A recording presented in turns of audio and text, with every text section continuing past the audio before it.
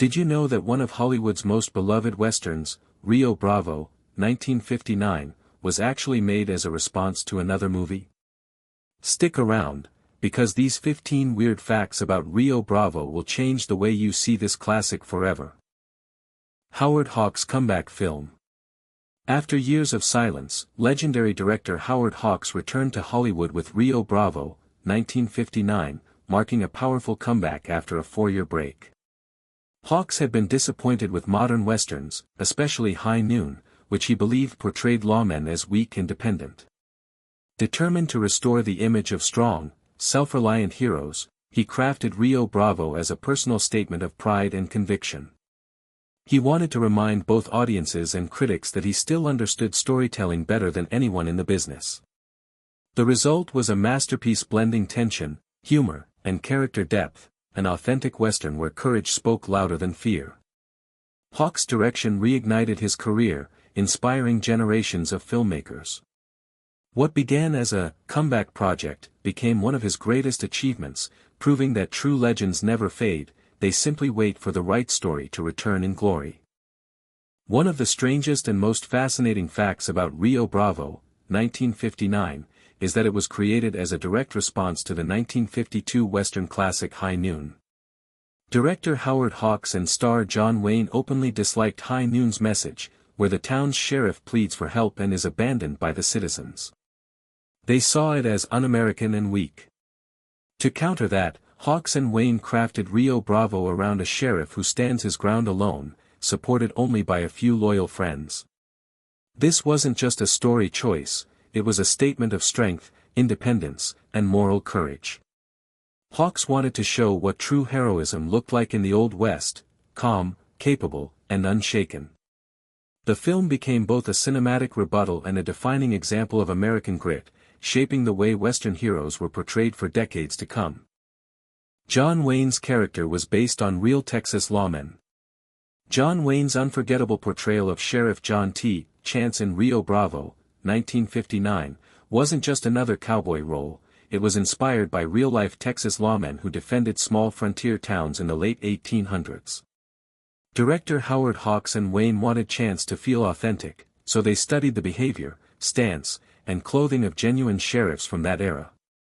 His costume, including the wide-brimmed hat, rugged vest, and plain shirt, was modeled after 1870s frontier uniforms, not the flashy Hollywood versions of cowboys.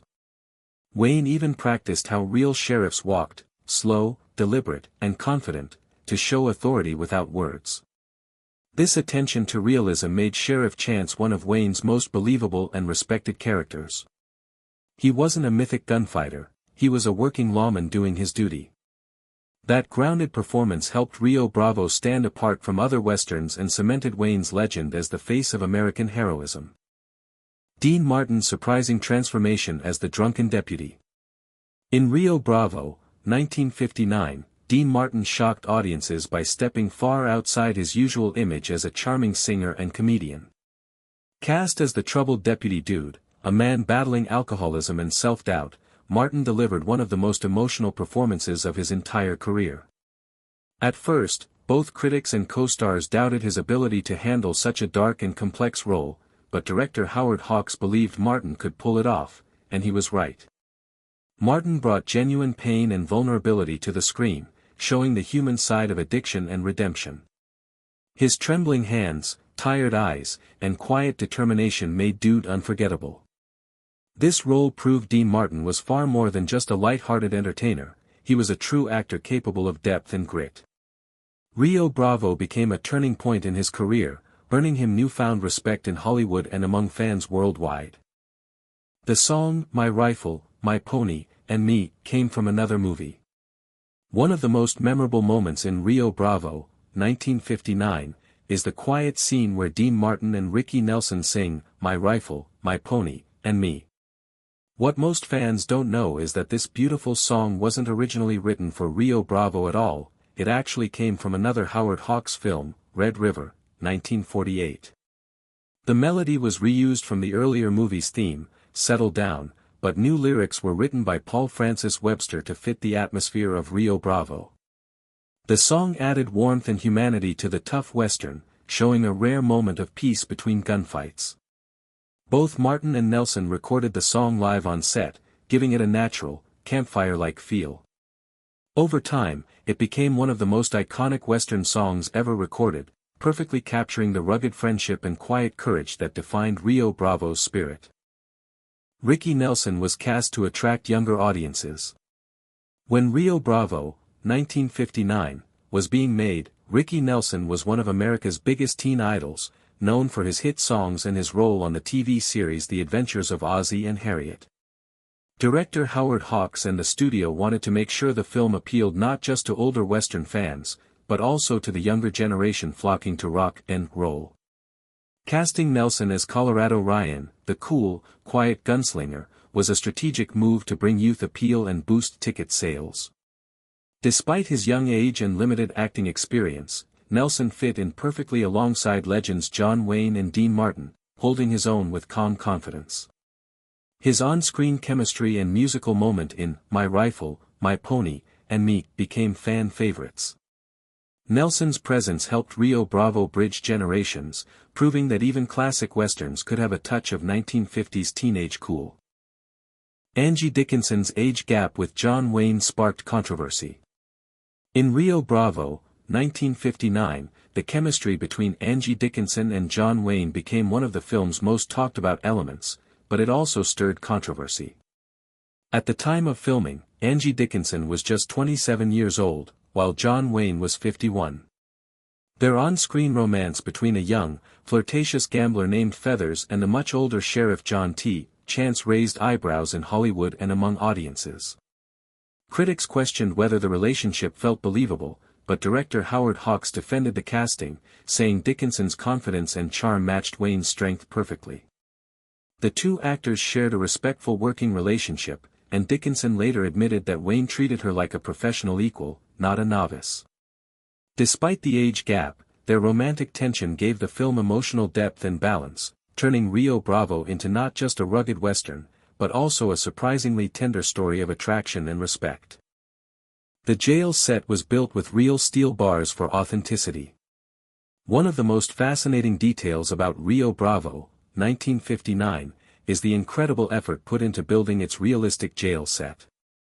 Director Howard Hawks wanted every detail to feel authentic, so instead of using typical lightweight Hollywood props, the production team constructed actual steel-barred cells that could lock and function like a real jail.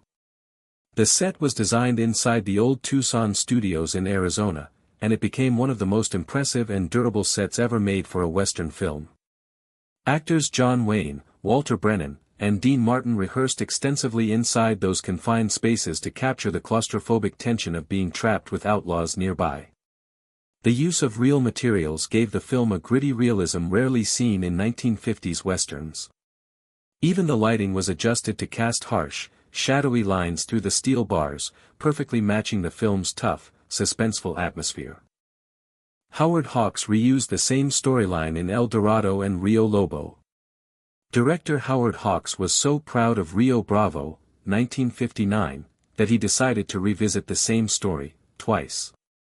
In 1966, he made El Dorado, starring John Wayne again, alongside Robert Mitchum and James Caan. The plot was almost identical: an aging sheriff, a drunk deputy, and a young gunfighter team up to defend a town against powerful enemies. Hawks believed the story was timeless and could be retold with small changes in tone and cast. Then, in 1970, he did it once more with Rio Lobo, again featuring John Wayne, but with new characters and a post-Civil War setting. Critics often call these films a spiritual trilogy, showcasing Hawks' signature themes of loyalty, courage, and male friendship. While each film had its own personality, Rio Bravo remained the original masterpiece, the blueprint that proved a simple, well-told story could be endlessly reimagined with lasting impact. Rio Bravo was filmed in Arizona, not Texas. Although Rio Bravo, 1959, is set in a dusty Texas border town, the entire movie was actually filmed in Old Tucson, Arizona, a location famous for its western backdrops. Many fans still believe it was shot in Texas, but director Howard Hawks chose Old Tucson because of its perfect lighting, open landscapes, and already built western streets. The desert's golden tones and wide horizons gave the film a warm, authentic look that felt true to Texas life, even though it was hundreds of miles away. The cast and crew spent months in the Arizona heat, battling dust storms and long shooting days to capture that rugged frontier feeling. Old Tucson later became one of Hollywood's most iconic western sets, used in dozens of classics afterward. Thanks to its stunning scenery and practical design, Rio Bravo remains one of the most visually beautiful westerns ever filmed.